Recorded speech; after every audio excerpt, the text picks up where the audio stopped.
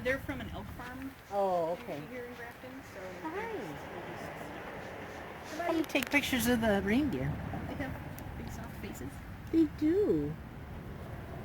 I don't want to get their hopes up, but Yeah, their hopes are already up, I think. what? Don't you want to get closer?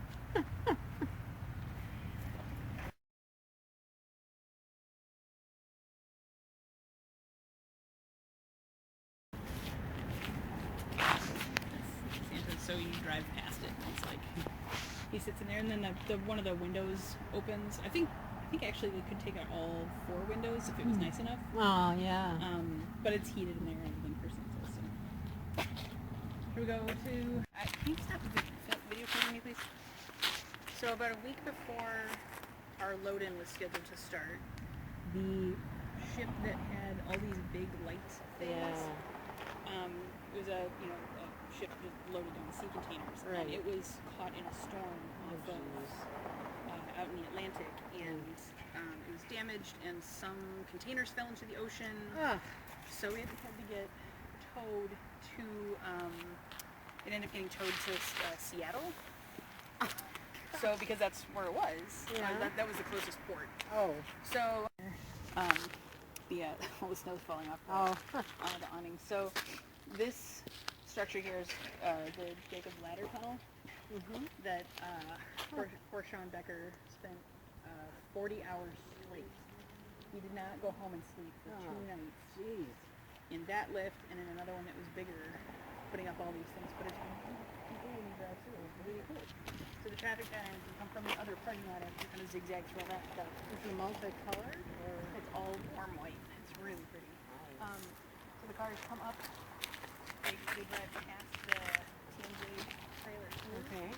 The other side of these 2 shipping containers has a big Christmas mural spray painted onto it. And then they make this U-turn and they head down through the tunnel this way.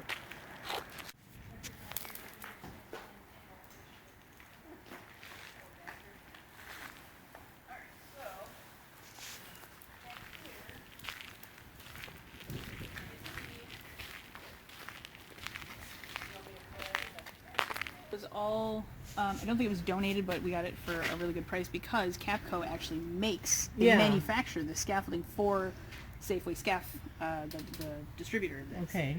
Well, yeah, so we had connections there. So I was able to get all of the Safeway technical manuals to decide how much of what we wanted, and then figure out how to attach our walls to the scaffold. So welded onto the end of it here, and then we were able to use these cheese burrows to fasten all of that together. So that's how the whole structure is tied to the scaff.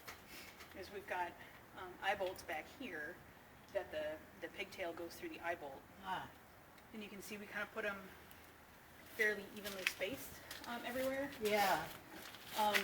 And they're super flexible, which is really nice. So that meant that we could attach to vertical things on a weird angle to horizontal pieces, sort of where we needed to. So one of the things that I did was I made sure that the bolts we used for bolting the frames together were the same size as the eye bolts, so that we could swap out those for those where we wanted to. So I'll have these like flanges of angle iron that pinch the frame of these together, which means that any of these buildings could connect to an end cap, rather than all having to go back together exactly the same way next time. We have a lot of flexibility.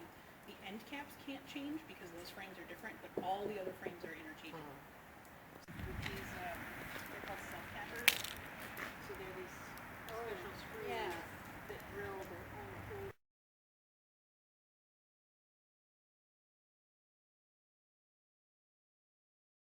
Behind this slides underneath the plywood here.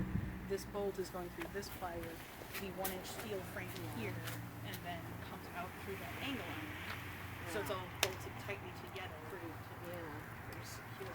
Yeah. So all the graphics were generated by so Brandon is our scenic designer, and then he is good friends with a guy named Rob, who currently works. He's a graphic designer for Universal Studios in LA, So that means that he has the equipment and the experience of these tight turnarounds. So Yeah. Rob had a couple of his graphic design friends kind of wrangled. They all generated all of these graphics for all the doors, the windows, all of that stuff. I try to take pictures, but I can't always hear it click. You just took 8 But pictures. yeah, probably. So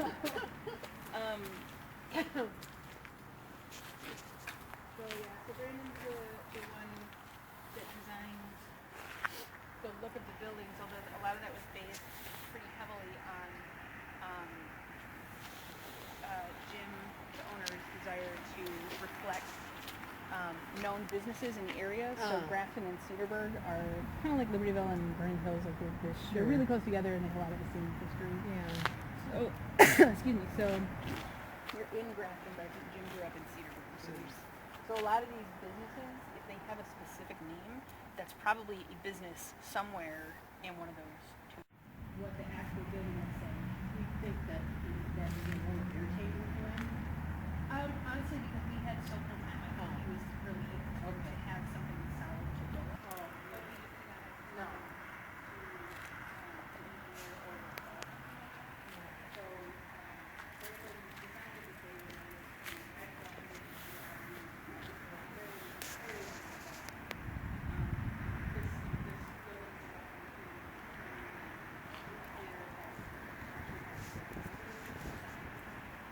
that they wanted to put speakers behind the walls. Oh, huh. So this is a screen that we just had printed to look like a grate. Yeah. So then on site, we Nice. knew that we would be able to cut a hole wherever Yeah. and just screw one of those on.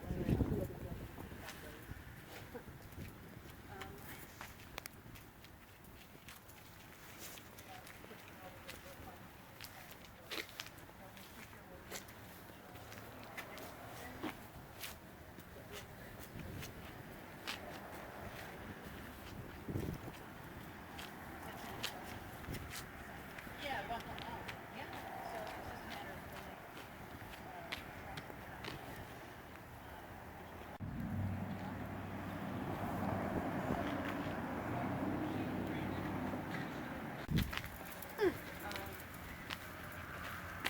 yeah, so I'm gonna go try to find a screw gun. Whoops. 'Cause this is Oh, yeah. going away. So help me remember that.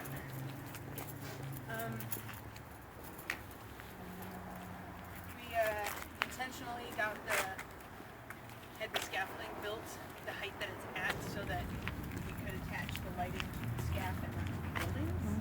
Because we knew that was not going to be Oh, right. a great plan. Right.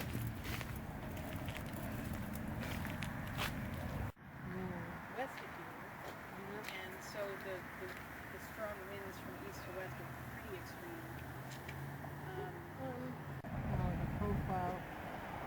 The awning and maybe the green one there.